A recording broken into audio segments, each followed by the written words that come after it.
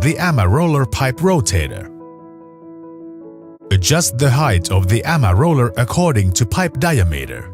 Lock the height with the wing screws. Lower the pipe onto the rollers and place the rotating device over the pipe so that the rubber pulley is in contact with the pipe. Pull the tension chain over the device and lock it into the slot. Turn the wheel until the chain is tight. The control panel has a power switch, speed adjustment, and reverse. Maintain or stop the rotation of the pipe by pressing on the foot pedal. Adjust the speed from the control panel. In addition to welding, the AMA roller pipe rotator also facilitates other work phases such as pipe cutting. Always ground the welding machine to the piece being welded. The rotator also makes tack welding easy.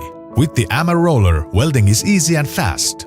The device greatly improves the quality of the welding seam and reduces the number of mistakes. As the pipe rotates, the grinding and brushing of the seam are also quick and easy. The AMA roller makes your work easier, more ergonomically and more efficiently.